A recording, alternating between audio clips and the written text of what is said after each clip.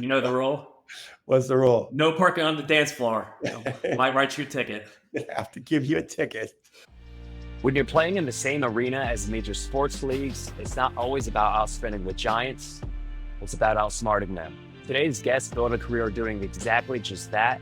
He's the EVP of Global Rights Acquisition and Subscription at FloSports, where he helps scale a sports streaming business that's profitable, sustainable, and playing the long game.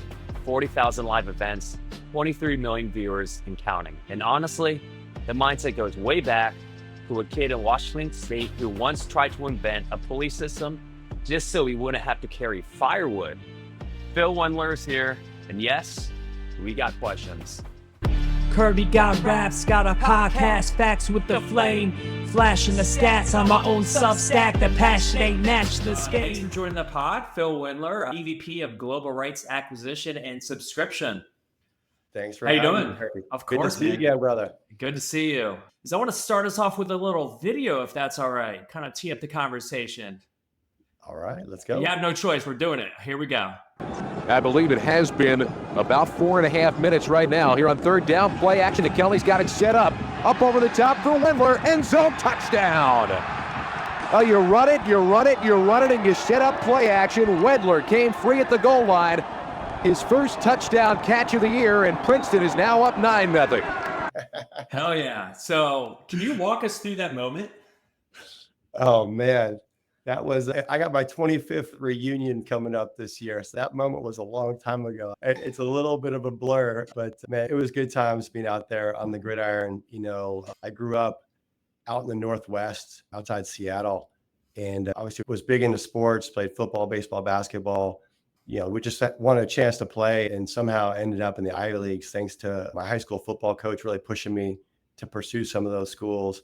And it was just an incredible experience, you know, being able to play Division I football in the Ivy League where you had these weird rivalry games and you have some big crowds. And we got to play at, you know, the Giants Stadium in New York. I said, where I scored my first touchdown, and a really cool and unique experience, you know, having that ability to compete on the field and then having to try to compete in the classroom with some of those academic kids from across the world. Might be tough to recall that moment because just playing sports myself, not the levels you have, but like a lot of times you black out those moments. So Now 25 years later, some guy on a podcast is asking you to relive the moment. It's like, bro, I don't even remember it when it happened. Just caught the ball 30 yards. We beat Yale. And that's all we got to know about that. Yeah. That was one of the great things. Like when you're in those moments, it feels like a dream. Yeah. You know, it literally like you're kind of out of body experience and just in the moment. And that's what I loved about sports in general. Right. And still today when I'm working out or something like that, try to find that state where you're just locked in and present and a great way to kind of, you know, find yourself. Yeah. And so I wanted to share that video because it does set the tone for your life and transition from sports to sports media. Yeah. So you've been at FloSports for 12 years, right? For 12 years now. Yeah. Long time. And steps along ESPN and USA Today Sports Media Group. How foundational has sports been to your life professionally and personally? Yeah. You know, it was interesting. I didn't have my heart set and like, I got to work in the sports industry, sports media, sports marketing.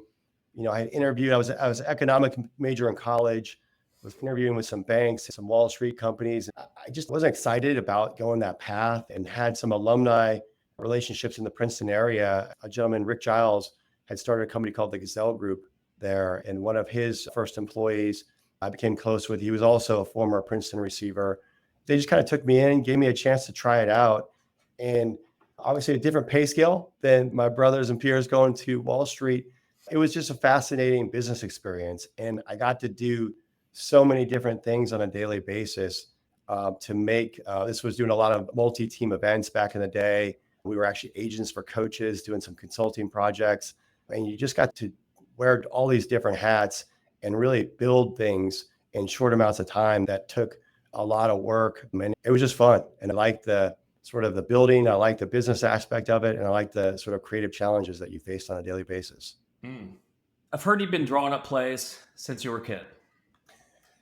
Like rigging pulley systems so you wouldn't have to carry firewood from the back of the house to the front of the house. How does that kind of systems thinking or even team sports translate into your leadership style today, especially when you're building game plans for business and not team sports? Yeah. It's one of the things that brought me to Flow. I had a chance to, I worked for a small high school sports media company that got acquired by ESPN and sort of sat between the college group and this ESPN high school, and then left that, went to Gannett, USA Today Sports Media Group, which was launching inside Gannett, but they were still bigger corporations. And they kind of had set ways that they did things, compartmentalization, sort of silos.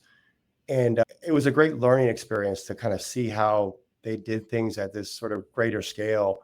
But what brought me to Flow was the ability to have to create and improvise. I really enjoy the sort of daily problem solving. How do we're going to run to walls every day. How do we continue to look for ways around it and get creative, right? That's kind of been the secret to our success, is just having that grit and determination and creativity to not give up. It kind of forces us to have to get out there, listen to our partnerships, listen to the marketplace. What is the problem that we're solving and need that we're providing for? I think we've done that. Like, we found an incredible product market fit. Our business has scaled tremendously. It's always, I gotta, take a breath sometimes and keep myself level, because we have so much opportunity with what we already have today, with the great partners, the content, the data, the technology opportunities that we have to unlock.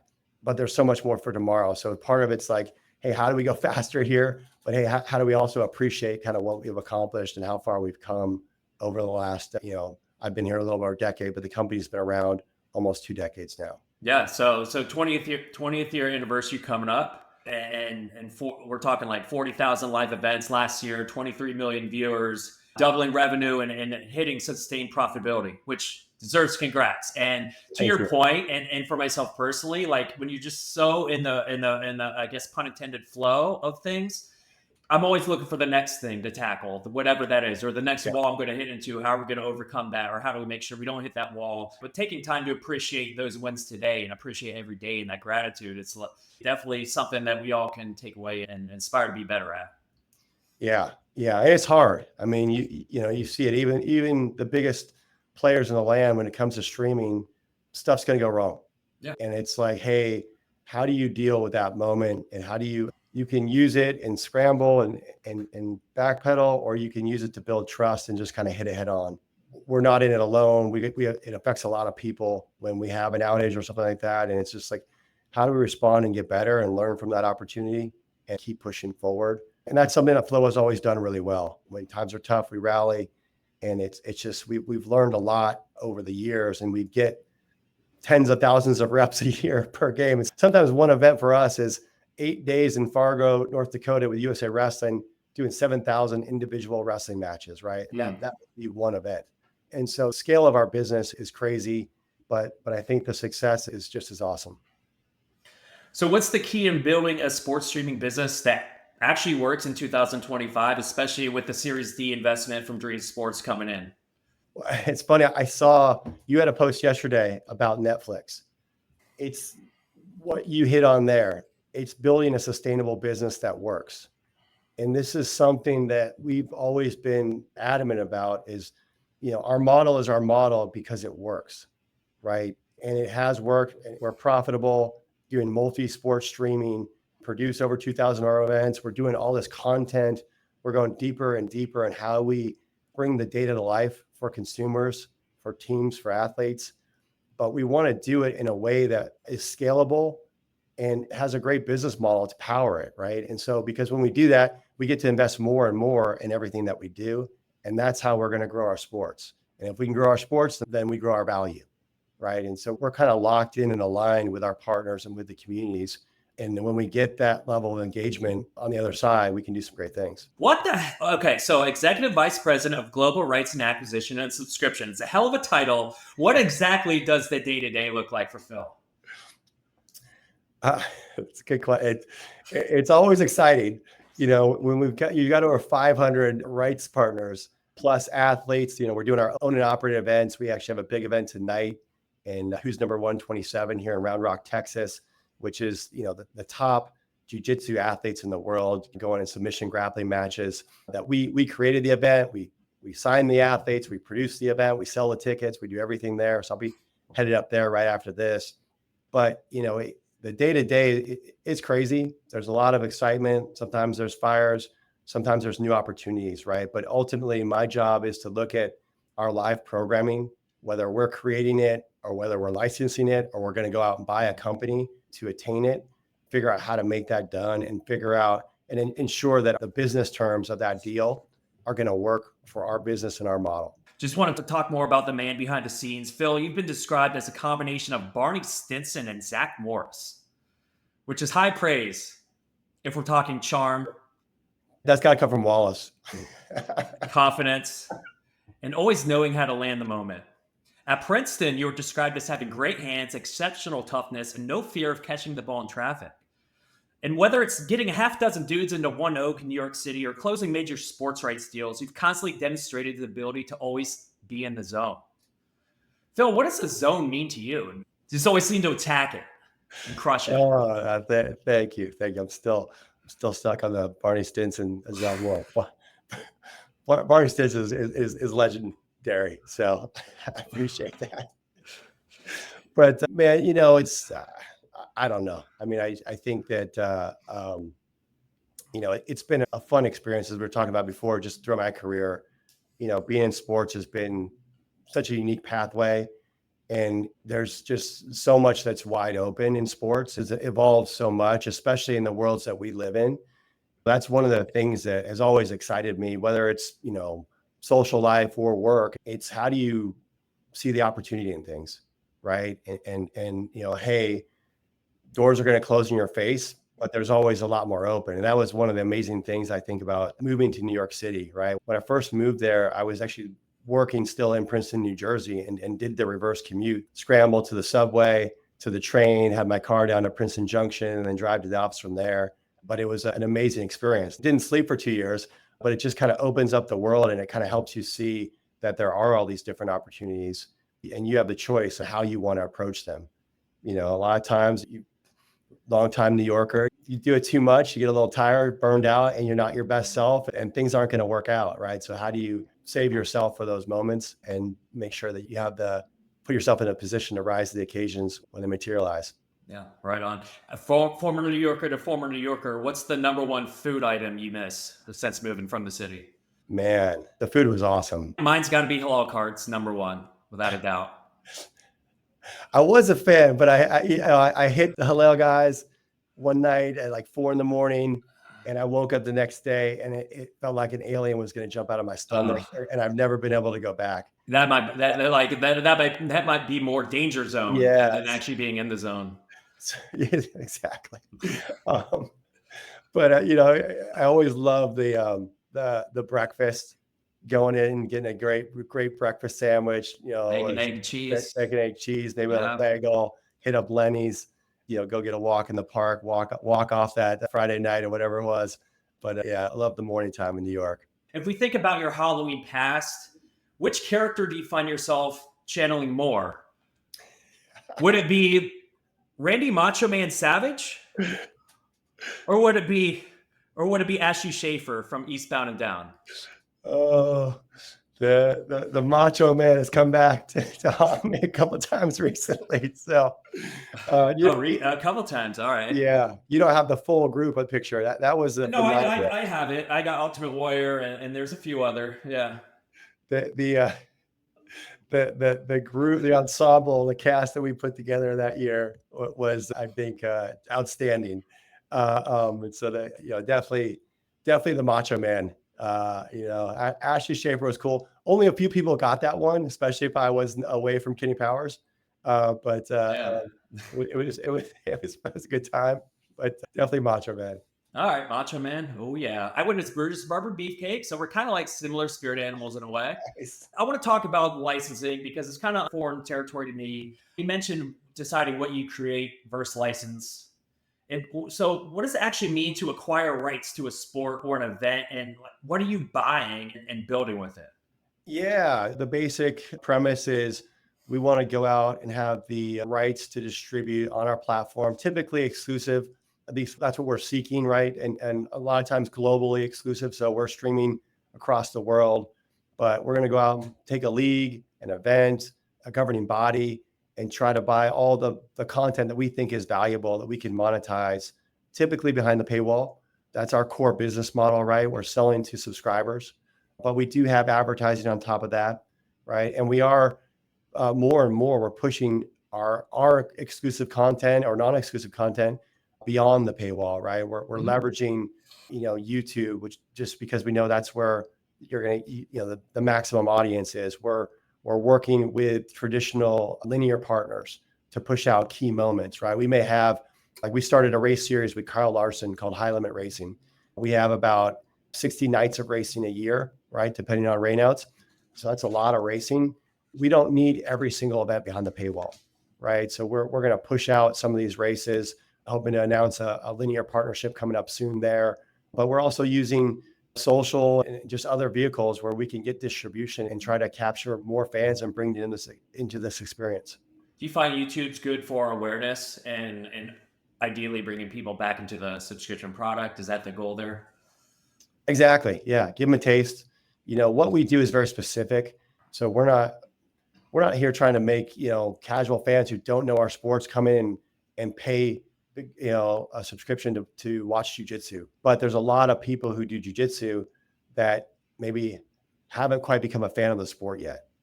And so how do we show them what this looks like, what this feels like, how cool it can be at these highest levels, make sure that it's our better content, whether we're producing it or partners are producing it. Use it as a hook to drive more engagement, bring more awareness for our partners as well. We want them to sell tickets. We want to help them with sponsorships. We really pride ourselves in trying to drive the whole economy, because when the economy is healthy in these spaces, it's just more investment for everybody. So there's already tribes there. You're just helping to bring awareness to these tribes that, hey, FloSports, we have what you're following, what you're into, and check us out. Exactly. But historically, the communities we've stepped into have been fragmented, right? Whether it's because of distribution models, and some people are pay-per-view, some people are over here doing their own thing. How do we bring it all together? When we bring in, we do it by vertical, right? So we're going to have sort of sport channels, flow hockey, flow racing, flow cheerleading. If we do that, we can sort of cross-pollinate within that community, right? You may come in because you're actually on the stream, right? We're doing a lot of youth events, but you may stick around for more of the fan-driven moments. And then we create that greater engagement, that greater lifetime value, and can drive more revenue per user. When you're evaluating what to buy or license, like what's the criteria? Obviously, like having the NFL would be cool, but we're not getting the NFL. So what is the criteria? How do you know what to pursue? Yeah, I mean, we're always looking at data, right? And we've been around a long time. We've got a ton of data ourselves, so we can leverage that information. But then where are the trends going? How are celebrities and influencers impacting sports these days? That can be a huge thing. But we just want to look at what we think the value is, and we want to make a good investment that is good for us and good for our partners, right? I think the great thing about our business is we have a strong understanding of our unit economics. We have a pretty solid way to forecast properties and rights, even if we haven't had them before. And that allows us to make really strong, not only financial deals with our partners, but all the other components that may be unique for these sports, right? We're going to bring content, marketing, promotion into the mix. It's just part of the deal, right? We don't just want to be a distributor. That's kind of commoditized. Anybody can do that. You can license a platform and do that yourself. We want to drive more value by building context, telling stories, and promoting the key moments to create, more engagement, more awareness, and then leverage our subscription platform to cross-pollinate, whether that's within a sport vertical or beyond. Do you find yourself doing more of the outreach to the leagues, and you know what I mean? Or are they coming to you? Is it a mix of both? Like, what's that look like? It's a mix of both, right? And so, I think people are always curious about what we can do. It's still a huge opportunity. I don't think a lot of the sports media world understands our business and what we do. I don't think they understand the scope and size of our business, that we're about 400 employees, 9 figures in revenue, profitable. And we've got some of the best employees in the business. We've really been able to elevate the level that we're hiring with sort of industry experts across not only sports, but just technology in general and streaming in general. We're constantly making massive investments that you might not see on the surface because it might be product and technology. And how do we get ready for the future? And we do that on behalf of our partners. They don't have to pay anything. They're going to get a better platform year over year over year. We're going to spend tens of millions of dollars into everything that we're doing here beyond the rights fees, right? And so that's the one thing that differentiates us. We can leverage these costs across our verticals and sort of use that economy of scale to invest more than a single sport offering could ever do, right? And so how do we do that in the best ways possible? How do we focus on maximizing our ROI so we can just keep investing more and more into both sides? And with the Series D, like, what are you most excited about that will allow you, Phil, and your team to do? Yeah, well, first of all, shout out to Mark Floriani, our CEO, co-founder, who sort of led with our finance team on that round, closing it right before so the markets got a little turbulent, right? It's really good to be well capitalized in this environment, right? Because it allows us to continue to invest. We're very confident in what our model is and isn't. We didn't need to do that, but we saw the opportunity to help get in a better capital position so that we can keep investing. Again, it goes back to what I talked about earlier. It's building a better platform and product experience for fans and for partners, right? We want to go out there and continue to be aggressive in our content licensing. And we want to be really strong in how we position ourselves in the marketplace, whether that's the consumer experience or elevating our brand across both the B2B and B2C spaces. Do you think breakdancing is a sport? It's in the Olympics, right? It is in the Olympics. If breakdancing was to come to Flow, would it be Flow Dance or an entirely new vertical? It's a great question. And, we look at the opportunity. We do dance already, right? We have a huge partnership with Varsity Spirit, and a big component of that is dance. And there's obviously different disciplines within that, the stuff that we're streaming now, the content that we're streaming now. And it's been blowing up, right? It's the UCI UD event at the college level in January, just seeing this tremendous growth and having its moment. And so it's a space that we're actually really interested in. This is the great part about our business is we can be fluid. We don't have to be dead set in one specific area. We're constantly looking for growth areas. That said, we don't want to be too widespread because we need to be authentic and credible in the worlds that we're in to be successful. So possibly there's a Flow breakdancing at some point. Either way, Phil, you know the rule, right? You know the rule? What's the rule? No parking on the dance floor. Might write you a ticket. I have to give you a ticket. What's one underrated sport right now that deserves more attention? Oh man, one of the most exciting things we've tapped into over the last 5 years has been sort of grassroots motorsports. And it's one of those things you might not think about. You see a picture, or you see a dirt track, and you're like, how big can that be? It's probably just a bunch of hobbyists out there. Man, it's incredible. And the racing that we get to do, where it's not only an exciting product, but you actually have the legitimate best drivers in the world, Kyle Larson, Dale Earnhardt Jr., other NASCAR drivers, other drivers from other disciplines coming into these sports like the Chili Bowl in Tulsa, Oklahoma, which is in this sort of big shed. And it's just this unbelievable 7 days of racing. It's just really powerful. No. And it's a great product. It's different than what you'd see in Formula One and NASCAR. It's just really easy to get into, right? My kids are actually becoming big fans, and they love going to the track now because it's just like you get so close. You can access the drivers. The crowd is into it. Everyone's wearing their driver's shirt, their badge, their tribe, and it's really fun. My stepbrother used to race motorbikes quite a lot, actually. Going to those events, seeing how, I was blown away how tight that group is. That was really cool to see and experience. The spills and chills and action in the sport are crazy when you see these cars go flipping and fly in the air, and somehow these drivers, walk away from it most of the time. There's a lot there. It's wild. Yeah, but it's like all of our sports have those moments, right? And whether it's, as I mentioned, cheerleading earlier, jiu-jitsu, we've got one of the biggest matchups, the biggest match of the year happening tonight. It's going to be a sold-out arena. We've got unbelievable hockey partners right now that are just doing some incredible things. We're launching a partnership with the Diamond League, which is the highest level of track and field globally. That's coming up. It coincides with one of our biggest youth and college events at Penn Relays out in Philly. So there's just a lot to be excited about.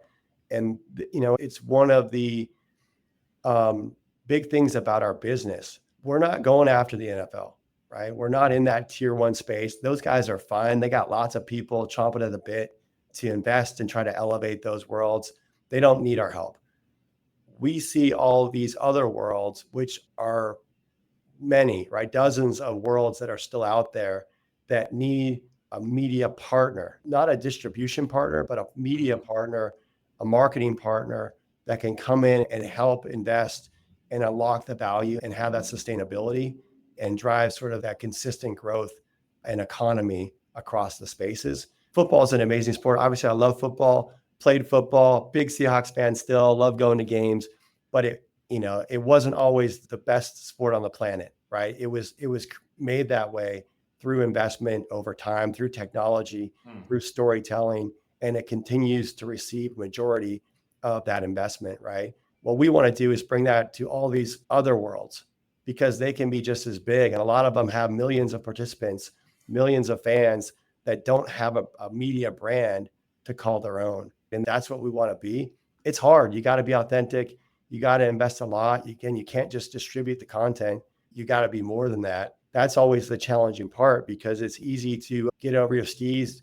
We see a lot of emerging leagues sign up for a big linear deal. They got to maybe do a time buy. They got to pay for production. They're underwater, and their only hope is some big sponsor comes in and saves the day. And that's not guaranteed. It makes it really rocky to get those things off the ground without significantly deep pockets. And so we look at the world the other way around. How do we build it from the ground, in a sustainable manner and just kind of keep going forward? And as we get linear moments, we can push them to linear. We don't have to hold that content on our platform, right? We want to work with our partners to find those extension points that are going to help them grow and create deeper relationships with those distributors as well, whether it's the streamers, whether it's the hardware platforms, whether it's the sort of legacy media networks. So you guys have been at this for almost 20 years here. I'm curious your take, just kind of in the office there in Austin, like sports rights are the biggest things that's being talked about in the space now and the streaming industry in general. And it's not just about content anymore for these like entertainment type companies, but using sports as a driver acquisition as the foundation for long-term stickiness. Like what's it like watching the world suddenly pivot into your space? That's great. It's funny. So I was on the ad sell side of the business when I came over at Flow even, right? And we had a great portfolio of advertisers in these endemic spaces and got to do some really sort of integrated sales projects. But I saw how our business was evolving in that sort of the streaming side, the subscription side of the business was going to be what would drive us forward, and had an opportunity to jump in and move down to Austin where we're based and take over that role. It was interesting at first. One, we were called FloCasts at the time, which is just hard to say, but there was a lot of casts back then. Yeah. And I go out to these meetings, I try to explain what we're doing and direct to consumer and, over the top and subscription based. And it was, we would build a deck, right? And we'd say, here's how it works. And I would spend my whole meeting talking. And it was, I guess, maybe a little bit educational for people. They were interested to understand that space. They didn't see the world coming there yet in sports. And so two things happened. One, I learned that I was really bad at those meetings because I was talking the whole time and I wasn't listening to what partners wanted and what they needed.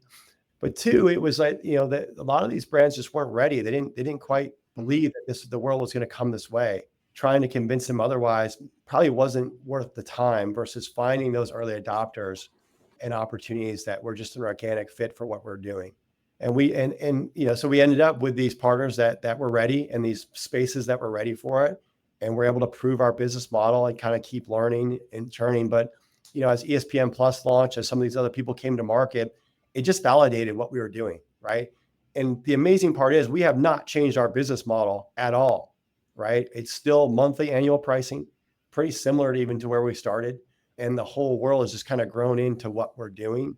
And again, I just think it's an incredible validation of our whole thesis, right? Of like, this is the future of sports.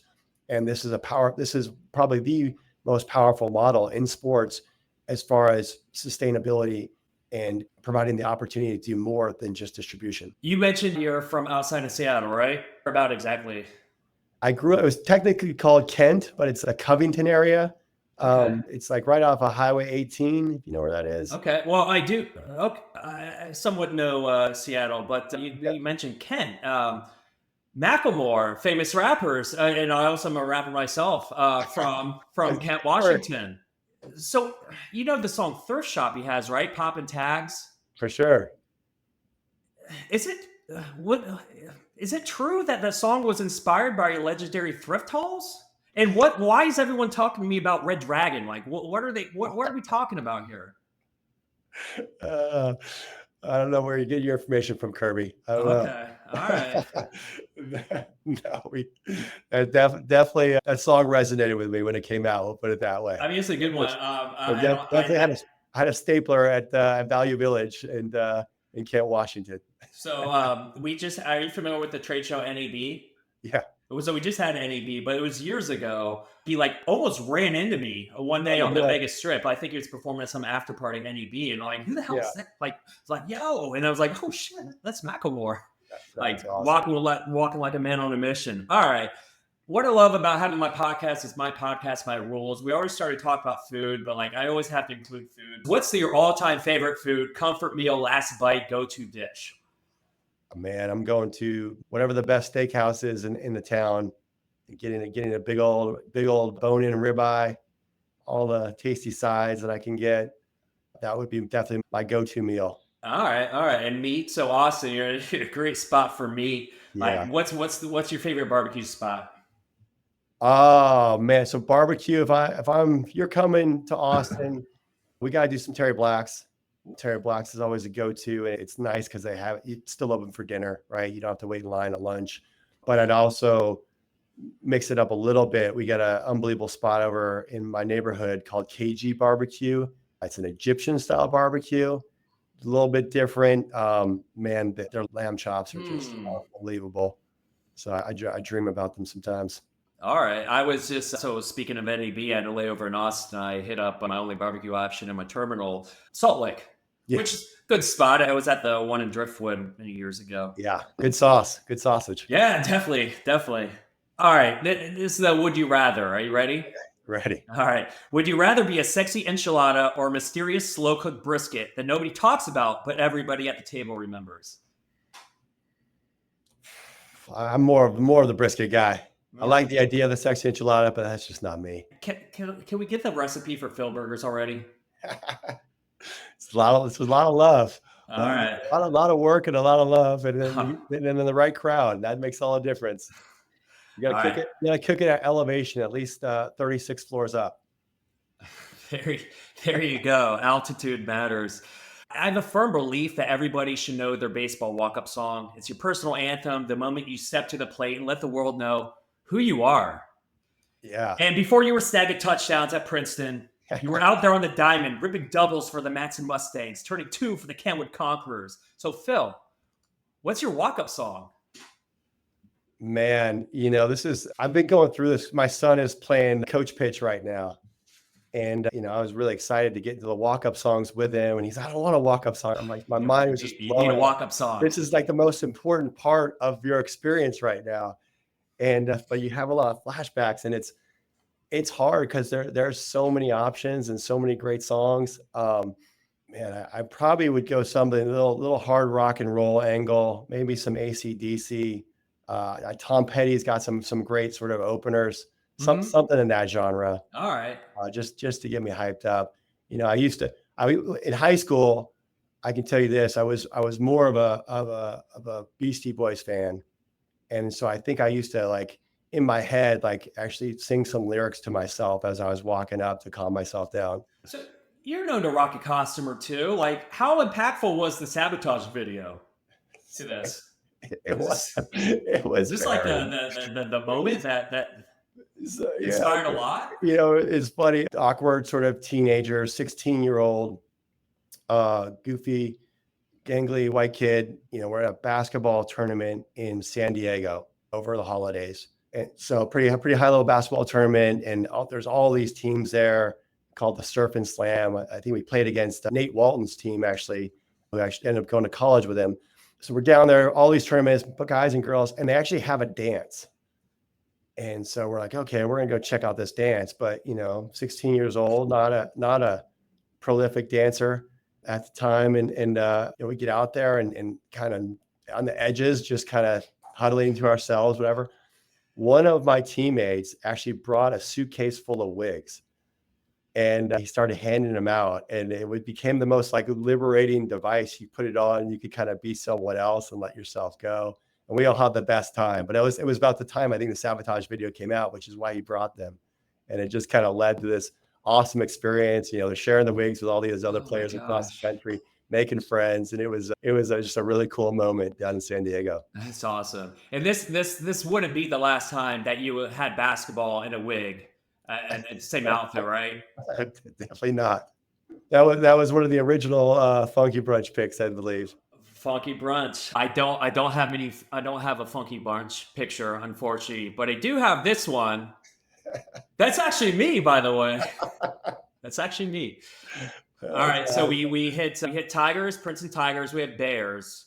So lastly, I want to talk about kind of the heart and the hook. And as we close this out, people close to you say that you're the guy who never lets the conversation stay surface, which is rare these days.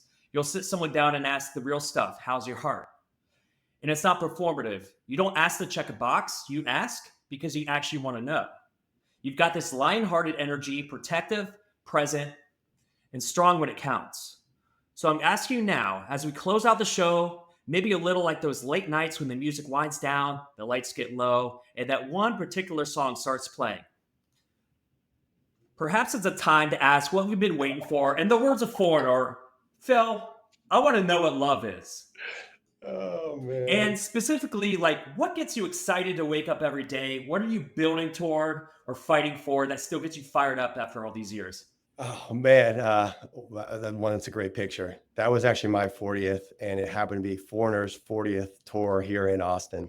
So unbelievable concert. Definitely felt the love that night. As far as waking up every day and what drives me, it's the building process, right? It's the creative challenges and just the engagement you have to have in this world to constantly be rethinking how the pieces are going to play out, right? It's never static. Even when a deal's done, it's always going to evolve, right? And we're going to run into a wall one day.